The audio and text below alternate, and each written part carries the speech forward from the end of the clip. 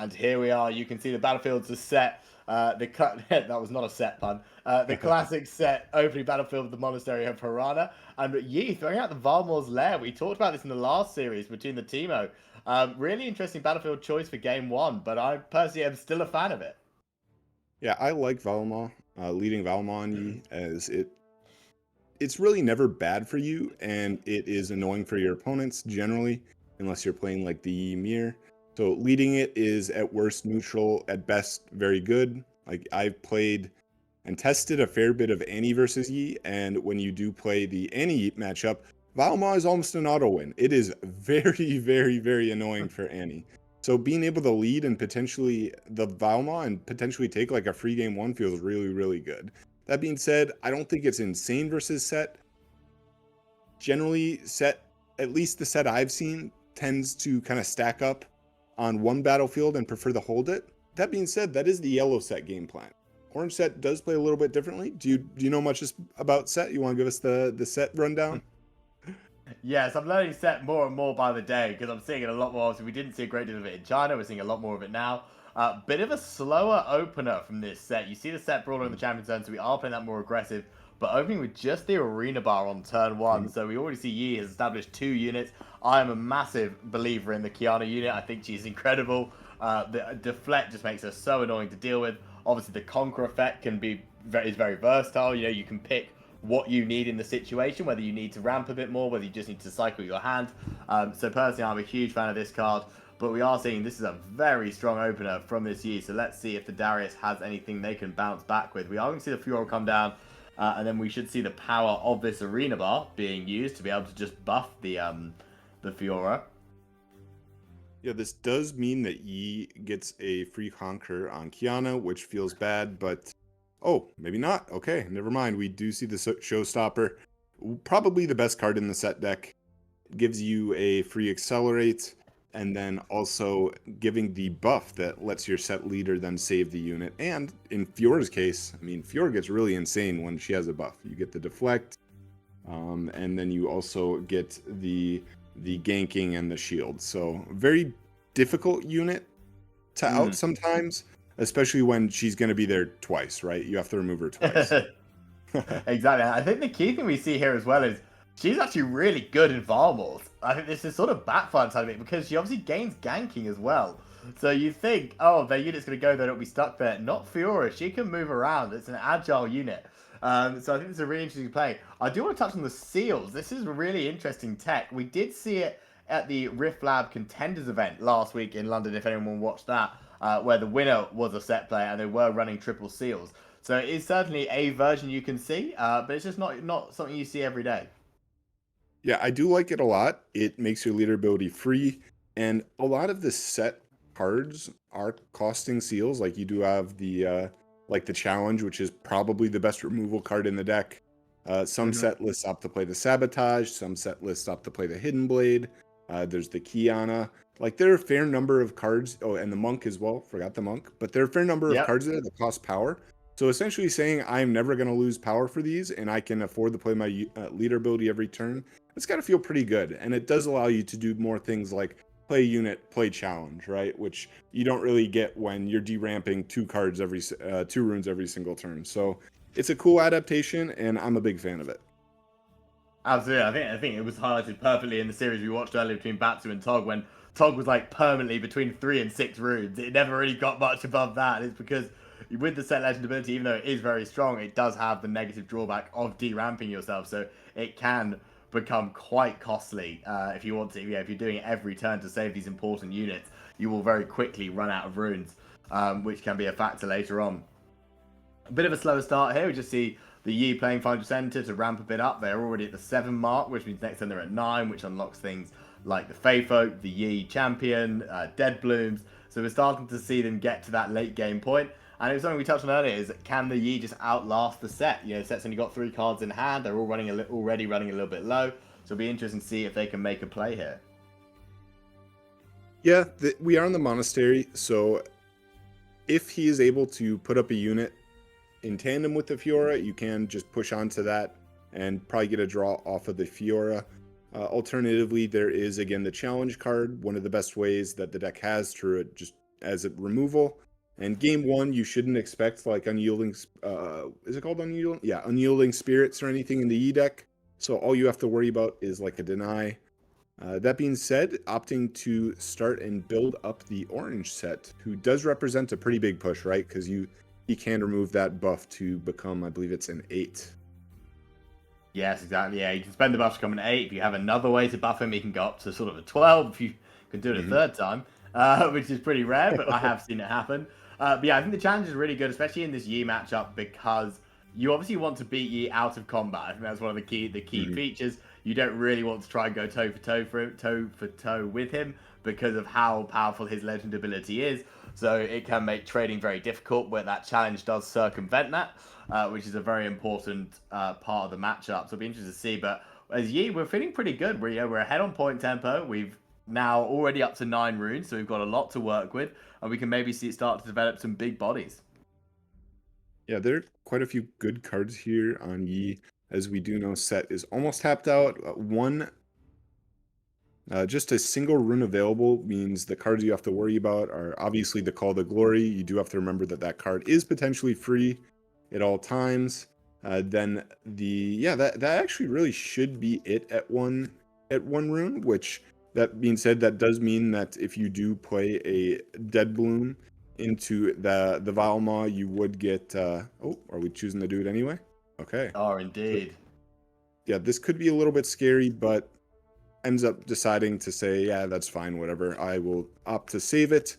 The thing that you do need to be worried about there is the call to, if there is a Call to Glory, he can opt to remove the buff from the Sett, and then Fiora does go up to 9, and then you do lose the combat, which is quite rough. But said you don't have it, and he did not have it.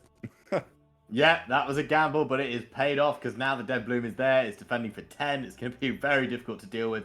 But that was a gamble. I mean, if you call to Glory there and he plays it, you do not feel great about the situation. He does have 1 rune up, so maybe he is holding on to something like a Defy or an On Guard that would be able to combat it. So you don't go 10-0 without taking these sorts of things into account. So I will give him the benefit of the doubt that he has another trick up his sleeve to be able to deal with that. Interesting play to pull the Kiana back. I think it was still trading quite nicely in some ways. I guess it dies automatically to the Sett if they spend the buff. So that was probably the reasoning behind that. But it does mean the monastery is open for business. The Sett can move in. You can spend the buff and then rebuff the Sett with his own ability. Similar to things like with Kaiser and Zorn Orange. You can choose the ordering of these things if you want to as well. So Sett could do that to cycle a card. We are seeing and potentially pushing forward with the Fiora to start with. Trying to think what he wants to push up. If he does conquer with the Sett, he will get the draw. And Sett tends to have some issues with card economy when you aren't constantly getting those conquers on the monastery, but opting to push up orange Sett here. I like this. I think cycling a card draw is very important in this situation. Just making sure your hand stays healthy. You see more of the deck. And we are going to see, I assume we'll just, I don't know, he may just skip a few steps, but we are seeing him drawing a card. So yeah, we're just skipping, removing, and getting back the buff to circumvent that step. So we are to say we've got the Fiora in base still. I think one of the debates about potentially moving the Fiora was you do kind of want to be able to use Arena Bar on it, but Arena Bar obviously only works on exhausted units. So whether we will see the Fiora move up just to then be able to put Arena Bar, unlock all those important keywords on her, could certainly be a factor as well. Yeah, so it does look like he is opting to move the Fiora here, which will trigger the Arena Bar. Yeah, Fiora going up to 5, and now having that shielding and deflect. That being said, I mean, deflect not really doing anything versus Yi, but oh wow, okay. Okay. So animal strength to go up to 12. Yeah, so it'd be up to 12. And then assuming is this going to be then followed up by a challenge potentially would be my guess, because challenge does. Oh, so with only 1 rune up for the Sett, we're paying 3.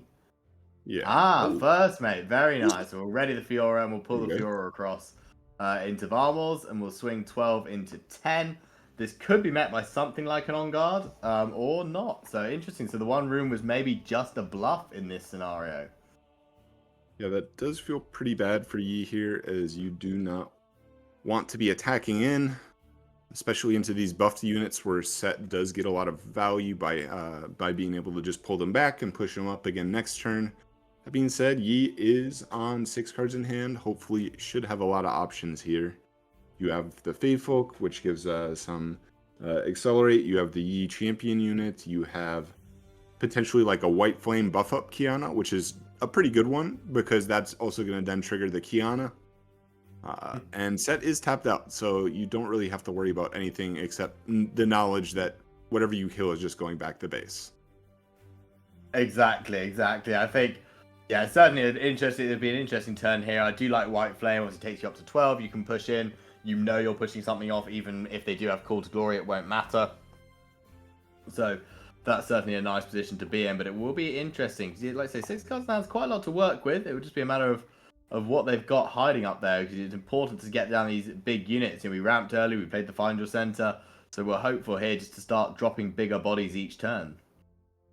We are tapping 8. We are recycling just once. That will be the Fey Folk coming down. So the Fey Folk can either swing 6 into 5 into Sett, but that is obviously vulnerable to Call to Glory. But with the Fiora having the keyword shield, she will go up to a 6. So we're actually going to push in with both units here. Yeah, so this will cleanly beat the Call to Glory, or yeah, because she'll go up 6 to 9, and we are pushing in 10. So this does guarantee a conquer and then a hold. Well, it'll guarantee the conquer, and you do have to decide if you're killing the Kiana or the Fey Folk. I think it's probably the Fey Folk. Or sorry, the Kiana, because you don't want him to see the extra card, the extra ramp. But at the same time, if you kill the Fey Folk, then you're just saying, okay, you are at 12 runes next turn, and you see an extra card. So it's kind of not a fun scenario, but okay, yes. Exactly. It does feel like you're stuck between a rock and a hard place, as the expression goes here. They are choosing the Kiana. I don't hate that. I think getting rid of the deflect as well is useful. Yeah, you don't really want to give them a free death now, especially because it's in Varmals. You know this Fey Folk is stuck. So there's nowhere for them to go with this, which is a good thing as well.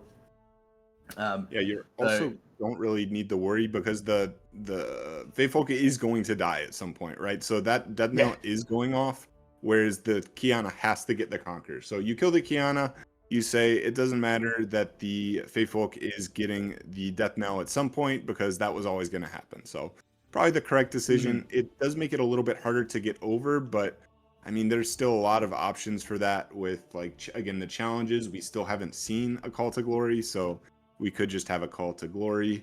You could just push in multiple units. He's only on 8, 8 defending.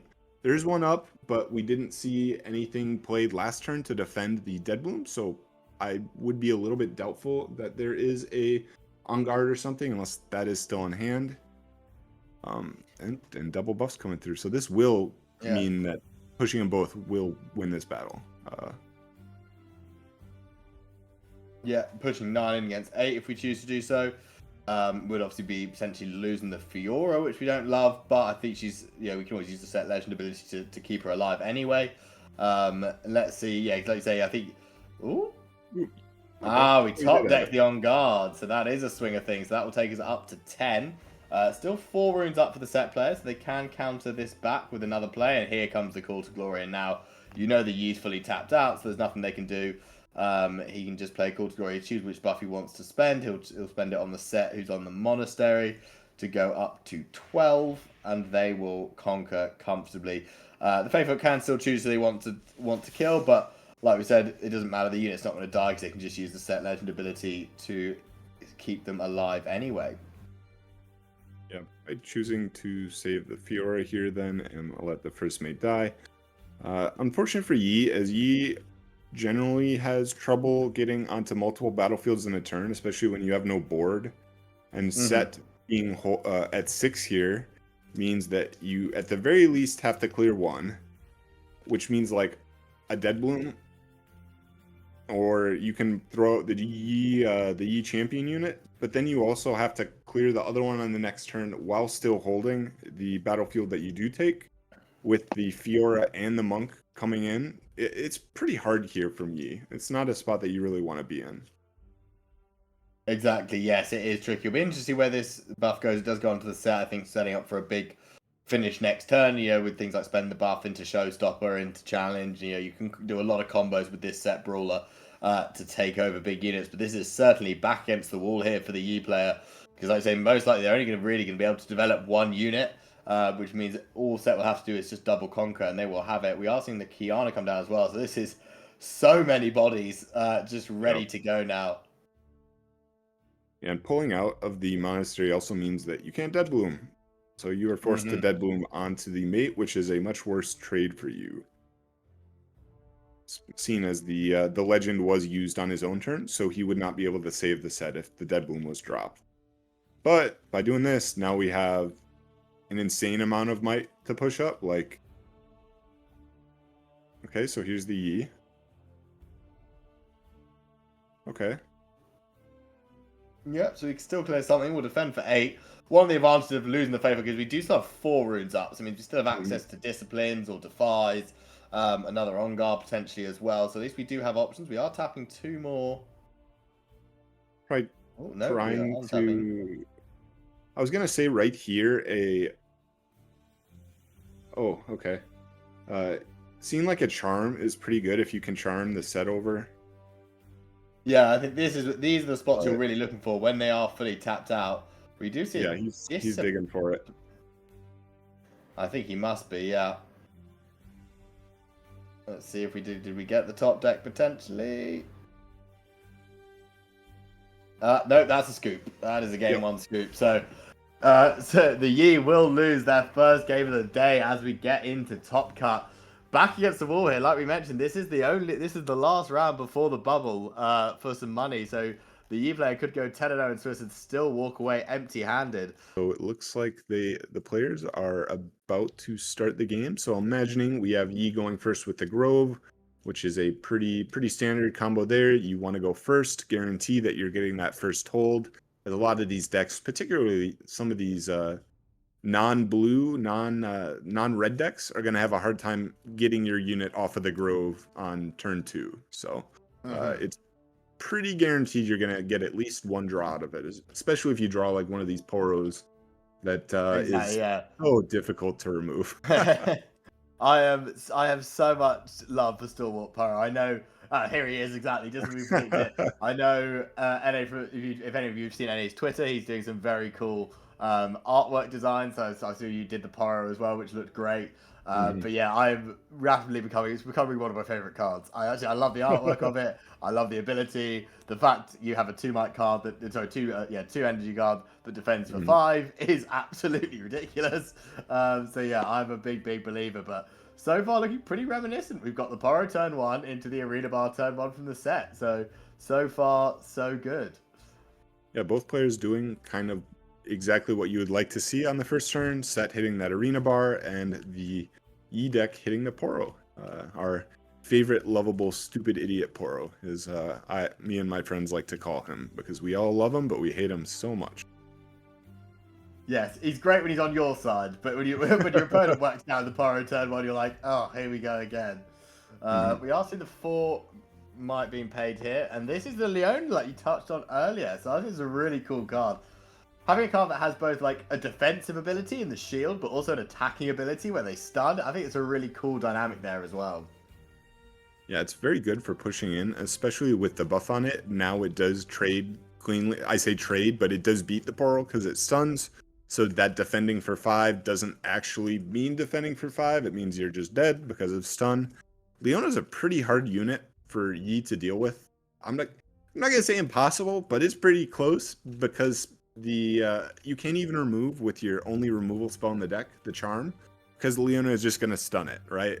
So you are forced to hope that the Leona sticks to a battlefield and you attack into it, because otherwise this card is very hard to remove. But with the Sett leader ability, you can't really do that because it's just gonna come back to base every single time. So very powerful anti-Yi card, and Arena Bar into Leona might be one of your best openers. I think you're exactly right. Yeah, so it's an incredible card in this particular matchup. Because, like you said, the key removal that Yi has access to is just the Charm. There is nothing else that can be classed as removal. So the fact you can simply circumvent that, because Yi, We've seen it, for many months now. He's an incredible deck when defending, but just not the strongest when trying to attack and reconquer battlefields. So that's what makes this Leona so potent. So Leo attacking in here for 7, opting to stun the Poro. He did pass with all the runes up, so I would expect, like at least a discipline, maybe an on guard. Could even see like a find your center held for attacking. Gives you a few more options. You don't know if you need to pay all of your runes for buffs, but holding here would be quite nice because not only do you get the discipline draw, you'll get another grove draw. Exactly. We've already got one draw out of that with keeping a nice healthy hand size. Yes, whenever a green deck passes to you with 6 runes up, you've got to assume there are a few tricks up their sleeve. That is never a comfortable position to be in when you're playing it. When you see that from your opponent, always a lot of fear. But we do see the Leona gets bounced back here, like you said. Obviously, with the Poro being stunned, the discipline doesn't actually swing the outcome of the fight. It just simply pushes the Leona back. And we are seeing, like you just mentioned, you're reading the game perfectly, that we did keep up some runes for Find Your Center as well. And it's good. It just keeps the mystery alive, doesn't it? Your opponent, it keeps your opponent guessing when they have to see what you're going to do. Yeah, and with the Leona and the buff on the board, it's pretty guaranteed that they're going to swing into you, so you don't really run the risk of losing that. And even if you don't have a discipline or an on guard in your hand, you do just get the option to use it as your first action and then potentially draw into one as well. So yeah, it doesn't really change too much, but big push from Sett. We have Fiora and the pit guard, and the pit rookie, which makes our Fiora mighty now. Oh baby.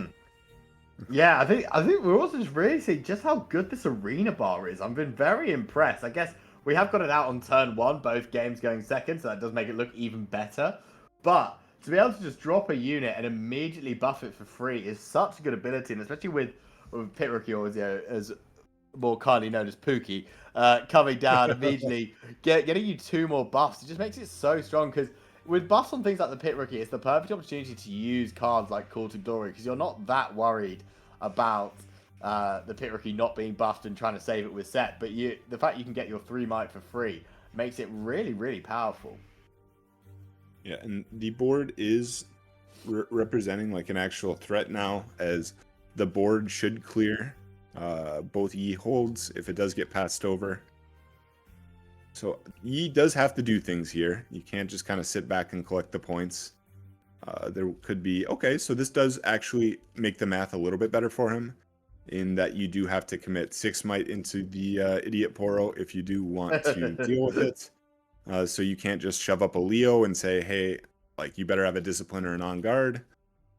Yeah, still holding up a lot of runes though. So, and what, 7 cards in hand? Yeah, representing on guards, representing defies, representing disciplines.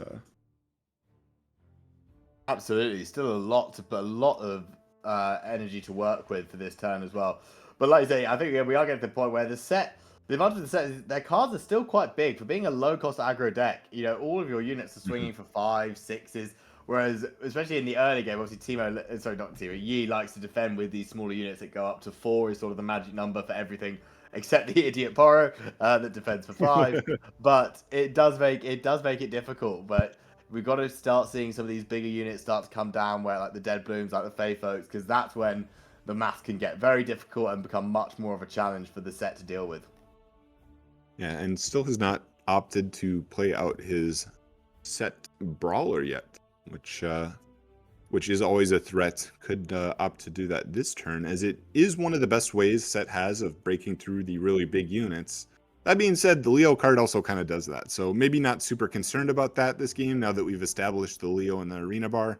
It is always able to represent a out to that, as long as you do have about 10 might. 10 might will do it, because you do that outs the Dead Bloom, that outs the big dragon, the guardian, the protector, and that does out the Fey folk. So as long as you can hit the 10 might breakpoint, you should be pretty golden. And okay, so committing in here, this will clean win, and it is 8, which means that even like a discipline is only going to trade in, and trading obviously does not work, right? Because he is stunned. Yeah. So yeah, this stun is a nightmare too. It feels we've already burnt 1 discipline just to push the Leona back? Do we really want to invest another buff spell just to push it back again? We see we're tapping 2, and we are playing a Rune Prison from our side, so we're obviously trying to stop them doing any damage as well. Yeah, this does make sense. I mean, you want to hold to 7 here if possible, and we still have 2 up, which does represent beating the Fiora. What's nice here with Rune Prison is that does last for the entire turn, so we can't really push this Leona up and expect to use that damage for a combat. But oh yeah, okay. There's the primal, so that will be enough because that'll take the Pit Rookie up to 10. This is the 5-bait though. This is true. This is true. We still got 2 runes up from the Yi side. Doesn't look like we're saying, unless we're just debating it.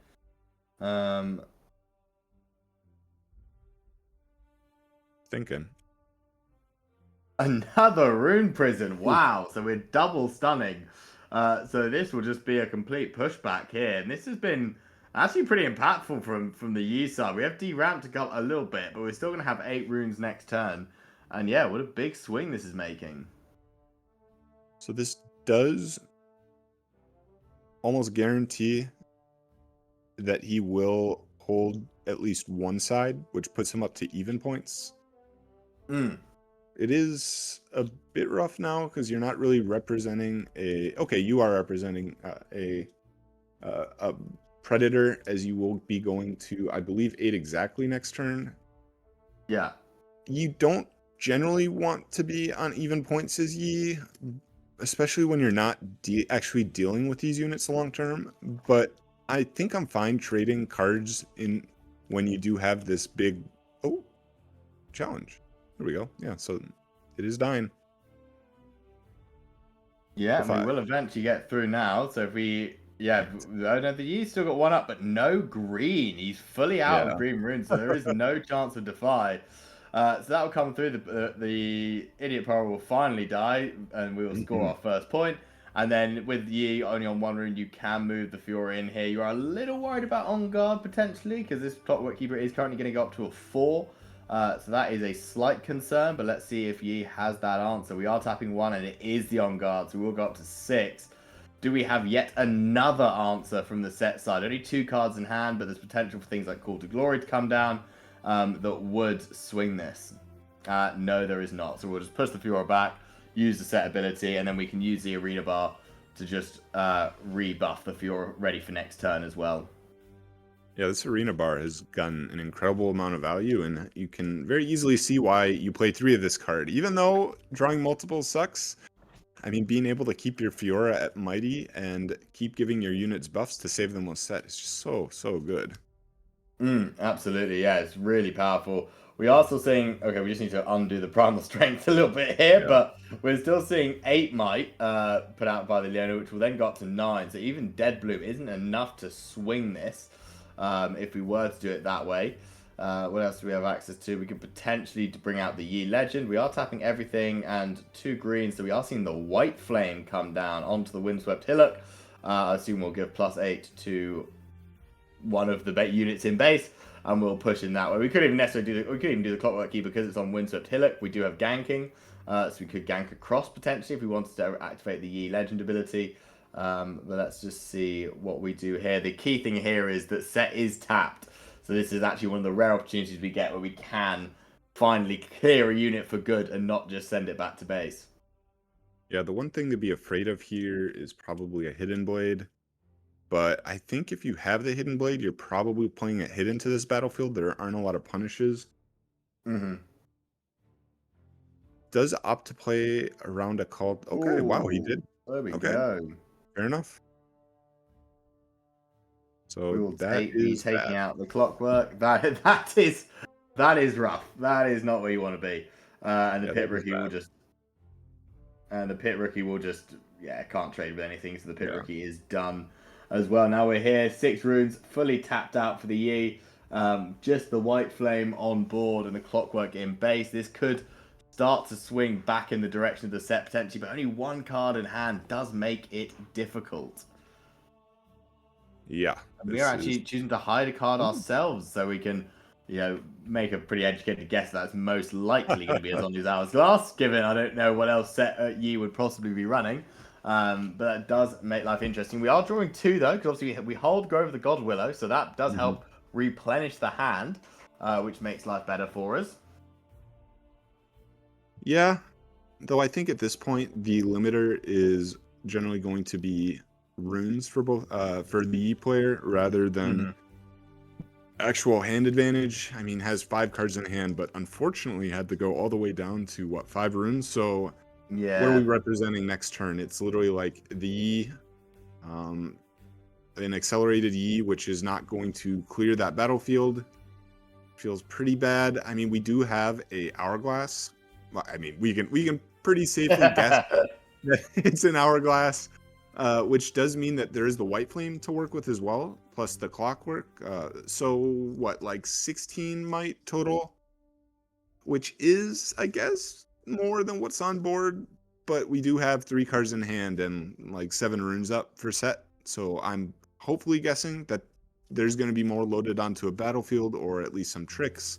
Could potentially see like another challenge, another hidden blade, ways to kind of checkmate the Yi out of this, because being at 7 runes kind of eliminates a lot of Yi's options, which is why a lot of Yi's tend to go for that ramp build or even for the Aurora build, because you kind of get to cheat those runes.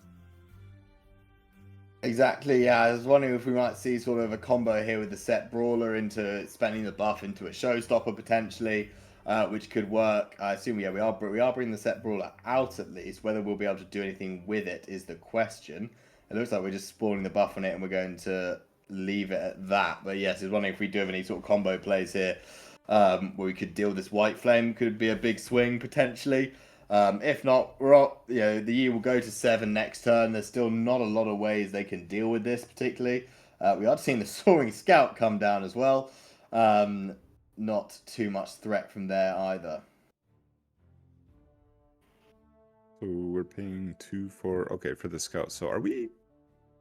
Oh, okay. There's a unit on the. I did not see the Fiora there. Okay, so what are we at? Yes, the Fiora's right on the is gonna corner. be 9. So what, defending for 9? So this is kind of telegraphing a call to glory, as otherwise this would be I believe this would be game on board for Yi, right? Am I missing something? That's 6 on yeah, because the Windswept Hillock, yeah, we could potentially move across. We've got 10 as it is. You can also, I think it might be game anyway, if as long as he sees the Windswept Hillock potential, because you can just go 8 across, 6 from Yi, 2 more from the rookie, so 2 more from the keeper, so you can swing in for 16 against 8. There's nothing the Sett will be able to do, even with double Call to Glory, that will still be too much. I think we have found it. So we're putting the Yi. I like this. Yeah, we're going to flip the Zonyas. Then Gang can put everything in at once. Yeah, that should be game. Wow, I did not expect this. Wait, am I doing math wrong? Okay, so we have 10, 16, and Double Call the Glory goes to... No, Double Call 15. the Glory beats that, right? Doesn't it? So we're at 3 plus 6 with Hero is 9. And we've swung in for 16. So 9 against 16. It's a scoop. It's a scoop, yeah. Okay. Even... I mean, triple Call to Glory. He's only got 2 cards in hand. Yeah, double Call to Glory wasn't going to be enough. So we will be going to a pivotal game 3 before we go on to see who will be making it into the top 4 and into the money bracket. Themselves, and then not just copying a list, right? I couldn't agree more. I think it's one of the coolest things about Riftbound in general, this sort of format with the battlefields, and it's been nice to see the diversity. I think we're seeing, as the meta develops, we're seeing more battlefields be utilized. Like we're seeing a lot more Varmel's Lair because of things like Annie that we're seeing. Obviously the ramp decks, Grove of the God Willow, but even Kais is now playing Grove of the God Willow sometimes. Reaver's Row used to be like the most popular battlefield on Kais. Now that's sort of falling out of favor because it's really risky in the mirror map. So it's been really, really cool to see. Okay, so on this battlefield, which is generally, if you're playing Yi, you're opting to play this going second, and you might side in like catalysts. hoping to get the God combo of go second into Catalyst. It is quite powerful. Let's see. Does Yes, he that have is it? the dream. Uh, Especially actually it's even better in the ramp version because in Aurora it only gets you to 8, whereas this you could potentially turn to a Faith Oak, you could turn to a Dead Bloom, which Yeah. feels really really good if you're the Yi player. So we are starting off with 4 green runes. Let's see if we do have anything cool to play. We could also just we've seen where we can't actually that could be brutal. We can't play the Kiana because we've picked up all green runes, which could maybe be very unfortunate if he does have the Kiana in his hand. There we see the orange rune come down. So just a bit of ramping to start with. Yeah, it's a bit unfortunate to see that on your first turn when you go for the obelisk, but you can't hate a little bit of ramp. It still does open up like a Faith Folk next turn if he opts to play top end right away. Or again, you could go like Kiana. Some Yi lists are playing like first mate, and you would be on 7, so you could go Kiana first mate, push up. That's always a fun one. And wow, we are moving our leader onto the battlefield. I did not know that was a power. I think it's safe to say it has been a long day for these players. This is already their 7th round. We've been at it for over 8 hours now, so I won't begrudge them too much. But yes, it's certainly getting to that time of day. But very good opener here from Sett. I mean, yeah, you do feel bad as Yi going second with 4 runes and not developing a unit because you run all the 2 drops, you run the Kianas. There's a lot. I mean, obviously, you might have had the Kiana anyway with the green runes. We'll see that now, I think. But yeah, 7's a little bit more of an awkward number. We don't really want to just develop the Yi here, but we could potentially play an unaccelerated Faith Oak, or we could just play a bit more setup for next turn as well. Yeah, a lot of options for Yi. I don't hate playing slow. Sett did not this time get the arena bar down early, and I believe you'd probably be playing Fiora there, not the Sett if you had it. So potentially no Fiora as well. And as we saw, the Fiora put in a ton of work in the last 2 games. I mean, could go like accelerated. You could go like Yi push up onto obelisk, but feels a little bit bad to deramp yourself right now, especially with Sett not committing a unit from hand, which tells me there could be like again challenges or hidden blades or just removal cards in hand rather than units in hand. Absolutely, yeah. I think a lot of questions to be answered. I think the other thing with Yi, which I'm sort of learning myself, is with the ramp years, you really do want to be leaving runes up. Like everyone thinks, okay, I'm on 8 runes, I can play Aurora. Realistically, you kind of want to be on 9 or 10 runes to play Aurora and still leave room for things like Defy, or the buff spells like On Guard and Discipline that we talked about. So just tapping yourself out just to play this Yi does leave you very vulnerable. If the Sett player could potentially just spend the buff on Sett and then either showstopper or potentially challenge, then you're gonna feel like you're in a really, really bad spot if you're the Yi player. Yeah, this is not a spot I want to be in if I'm playing Yi, because there are about infinity cards here from Sett that break this. Like you have the showstoppers, you can just go retreat Sett, buff Sett, showstopper up into Yi, and then just use Sett to protect. And he's getting the extra draw off a Grove as well. We'll see if he remembers. But yes, he does. Yeah, there we go. There's the so we're now like up to a Sett with 7 cards in hand. Is there anything more terrifying in the game at the moment? Yeah. Like, so again, the challenges, there is the showstoppers.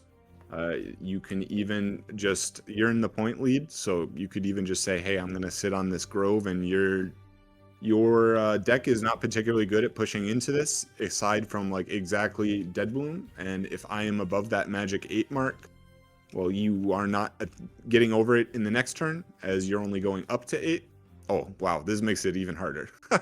Yeah, this is going to be very difficult to deal with. So we've got the Sett Kingpin that will gain another +2, so it will sit at a 7. And we are going to challenge the 7 into the 6 of Master Yi. And this feels really rough if you are the Yi player now. We are back against the wall early here. Because there is almost no way that you're taking control of that other battlefield.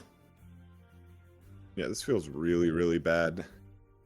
I guess you'd have to guess that the Yi's hand is like either buff spells or maybe top end. Because you'd play an Hourglass if you had it. Might want to like develop a Kiana if you had it, but unfortunately, just dying there, and we're on 8, so we can't Dead Bloom into that board, as it is, what, 14 might? Like, it's a lot. You need, like... Yeah, 14, yeah. Plus the threat of a potential Call to Mhm. Glory or something as well. This just feels bad, sadly. It was almost, reminiscent to a hand I had earlier today, the Skirmish. It was 3 passes into play by Yi. It did not feel good to be a part of. So I am feeling for this Yi player. But it's not over yet. There's still a chance. But yeah, there's not a lot you can do. You potentially play a Fey Folk here. Obviously, you don't really want to be dropping a White Flame with nothing to buff. I mean, Sett is only on 2 points, so it's not the end of the world if you just spend a turn developing some smaller units if you have them. I imagine if he did have a smaller unit earlier, we would have seen it on turn 1 or 2. So this is a bit of a dicey situation already. I would like to see like an unaccelerated Fey Folk. I don't really want to be committing to the battlefield, to be honest here, as bad as it feels. I don't want to be deramping myself. I personally would like an unaccelerated Fey Folk and say, okay, you're going to get up to 3, potentially 4 if you want to commit like a showstopper. And that's fine, it sucks, but I really don't want to be paying more power here, as you saw, and what we mentioned before is things get rough when you have... Wow, okay. Oh, well, as I am yapping, but okay, choosing to play in base. Okay, see, I like this more than actually trading in, as if you do I want to definitely prefer challenge the it. in base, no, absolutely. But yeah, this doesn't feel great if you are the Yi player. This feels like back is against the wall here. And if we somehow have like another challenge or something to deal with this Dead Bloom, it could just be all over already, pretty much. I mean, we've already drawn 2 cards from the Grove of the Godwiller. We're still sitting on 7 cards in hand. And 6 runes. We're still quite healthy on the runes. Yeah, we're even rune tempo with the Yi player, so we're feeling great if we're the Sett player at this point. And what's unfortunate is, like, we've had to pay 3 power already on Yi, so even though we did get to play our ramp card, and we did go second, we are going to be behind in runes, and if we do play the White Flame, we're tapped out yet again, so the Sett can just say, hey, I'm going to hold mana. He might not do this. In fact, I probably wouldn't if I'm him. I'm probably just going to say, I'm making my Grove too big for you to deal with, even with a White Flame, because I am up on points. Your deck doesn't have great removal, and I can just sit 30-something might on this Grove for the entire game, and you have literally no out in your deck. So it's really rough. Like, Yi is a good deck, but it definitely has weaknesses, and this right here with the yellow Sett is one of them. Yeah, absolutely. I mean, yeah, if we even had something like, well, you don't really play Cold of the Week, but yeah, if the Dead Bloom does move anywhere and we just play Hidden Blade, that is just like horrific position to be in, because like you said, given we've had to deramp so much, even if we had another like a White Flame next turn, we then are fully tapped out. So once again, we're vulnerable on the clapback as well. So it's really, really difficult to actually see a way that Yi is going to be able to stabilize from here. We are seeing the Sett taking his time, really thinking about this move. We are going to start by, it looks like, spending the buff. That will take our Sett up to 8. Yeah, so probably going to opt to... yeah, put it back, use, get it up to 8. Like a showstopper up, see a showstopper, yeah, move him up. Would make a lot of sense. That is, we are paying 1. Oh. Yeah, it's probably like showstopper and push him up, use the buff. Actually, no, you'd use the buff here. Yeah, push him up, use the buff, and then challenge, kill the Dead Bloom. Or this works too. Yeah. Yeah, play the Pit Rookie, buff the Sett again. I wonder if we'll spend that buff immediately. We could potentially do, I mean, it's an expensive challenge, but it's a very, very good challenge. If we can just challenge the Dead Bloom here, pay the 2, deflect. Yeah, that is the case. Oh, yikes. That is the case indeed. So we'll pay 2 runes for the deflect. The Dead Bloom will go, and then do we have... I mean, potentially showstopper here would be great just to get on both battlefields, because realistically, you're probably holding next turn as well. So let's see if we do choose to do that. Yeah, tap 1, recycle for showstopper, and we are going to move up into the obelisk. You know, nice move to move the rookie. Actually, like, you don't mind if they play another Dead Bloom just to deal with it. But we are on 4 points now. We're on that even point tempo like we talked about. So this is a very good play. Yeah, when Yi falls behind like this, it's very, very, very hard to come back. Mm.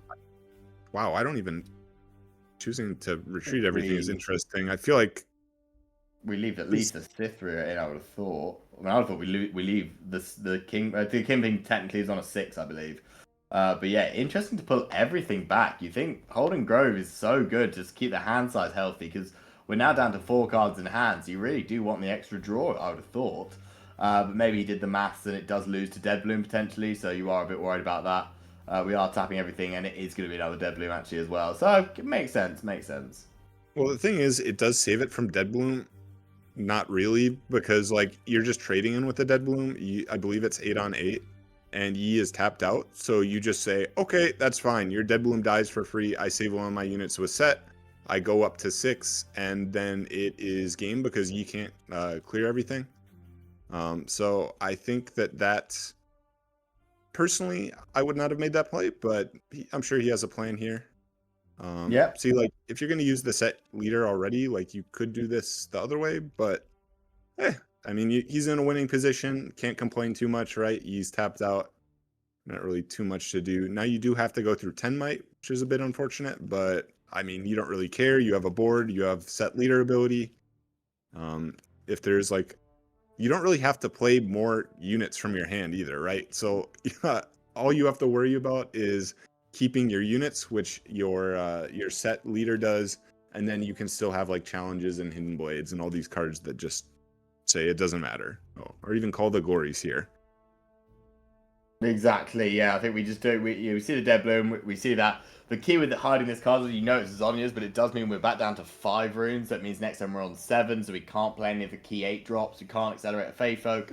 We can't play a White Flame. So if you have a way of potentially dealing with this Dead Bloom, you're going to be in a really tidy spot. But equally, we could just see Sett potentially go back into Grove and just conquer there. We are going to see the first buff spent on the Sett, so that puts him up to 8.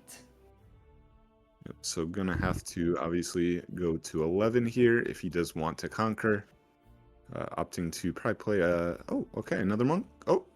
We're going back. We're putting that one back. But Monk's a pretty good play here, I'd have thought, but is there a I don't know if we're just potentially worried about the obviously when the Dead Bloom does live, it can come back in next turn. But also we do have the potential to go up to 6 points here, which feels like the opportunity you certainly would like to take, just because then we have we can threaten lethal the following turn as well, which would be a good spot to be in. Yeah, and it is impossible for Yi to drop another Dead Bloom on the next turn, and you can't accelerate a Fae Folk, so you know that there's pretty much no way for you to be attacked on the next turn. So just conquer here, and ideally, if you go, is it coming down anyway? Okay, it's coming. Oh no, play it there. That makes a lot of sense. So yeah, King Monk. I assume we're going to buff the Kingpin, and we're probably going to buff the Sett Brawler as well, and then spend the buff straight away to go up to 12. That way we can get over the top of the Dead Bloom without too many issues, and the Sett will be buffed, so we can save it for next turn as well. So I think is what we are. So yeah, there we go. Buff, spent buff, go up to 12, swing in, beat the Dead Bloom, and then we can just look to set up a final conquer to win the game next turn. When this Sett lives, so the Dead Bloom will come back. Sett regains his buff, and we can just get ready for the final push next turn. Yeah, it should be. What combination of cards is there? So you do have to conquer with the Dead Bloom here, which means you do have to have like.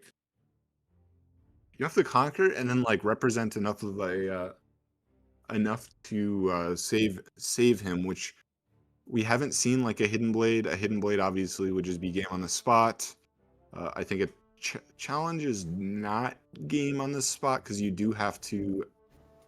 No, it is game on the spot because you do just swing in with you just trade in with the orange Sett that you're gonna save this turn. Okay. Yeah, I like this play. Just stack Godwillow. You've got, because especially with the Cytheria being buffed, gives another +1 to the Kingpin as well. So it takes him up to 8. So that side's on 14, which can't really be dealt with given we're only going to be on 7 rooms for the Yi. And then the Sett brawler can just go back to base, buff itself up next turn, and come back in and conquer the game. So it does look like we are certainly towards the end of this here. The Yi is never quite being able to get going in this series, unfortunately. Well, in this game 3, I should say. Okay, so moving the Citria and everything up onto the Grove does remove again, this is assuming that the Yi does not have any buffs in hand. It does remove game from board because now you can go conquer into the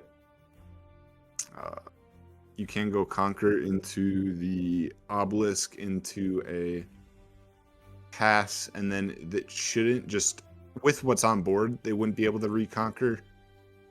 But I guess you're just like going all in on holding the Grove here. I mean, it's pretty good for him either way. Like, there are a lot of one-card win buttons, like the challenges and the hidden blades, like we said. So yeah, you got to get on. Denied. Yeah, because even if you get this Dead Bloom onto the obelisk this turn, you then need to try and deal with the Godwiller next turn, which I don't think is possible.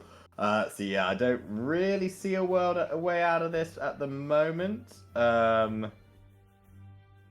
Yeah, it's going to be a tough one. This is where cards like First Mate really change things up, because it does open up like combos where you go like Zonia's, play a Zonia's, swing in Dead Bloom into like the Grove, and then you can go play First Mate, restand, swing into Grove again. That's why I like the First Mate card a lot, is it does give you options here. Yeah, the Charm would help. I don't think it's enough on its own, but Charm is pretty good here too. Because you do save, you say, okay, I'm gonna save the orange set, and then you go Charm over a yellow set and say, okay, now I represent like Feyfolk on the next turn, accelerated Feyfolk. But that's still just trades, right? Because you're only up to, I guess you're up to 9 next turn, but if you use Charm, then you're down to 7, which goes to 8, and then accelerated Feyfolk means you can't play any buffs, so you're only trading in, and then the set saves one, and then you can just push one up. So, I mean, deep in the tank here, but I mean, we are certainly having, I mean, it's a big decision, because like I said, this is for the top 4 and for the prize money, but this is certainly looking pretty bleak. If you are, not to sound too doom and gloom, but this is looking rather bleak if you are the Yi player. Especially going down to 7 runes. 8 just opens up so many possibilities, which 7 unfortunately doesn't. But let's see. I think we will have to have a decision soon. I mean, I don't mind thinking, because this is potentially the last play of the game. If this does go through, if he has the right set of cards in his hand. I mean, the way he is thinking about it lets me think that he does have something, potentially, again, multiple charms. Though if you do play multiple charms, you don't have an accelerate option for next turn onto the Grove, which is hard. Okay. Okay, choosing, obviously saving here. Okay, what else do we got? So there's charm number 1. Okay, so the charm can come back in. We'll finally actually deal with this set, which is always good. And then are we going to see a second charm? Yep. Yeah, second charm. So bring the Kingpin in. So now the Kingpin's gone.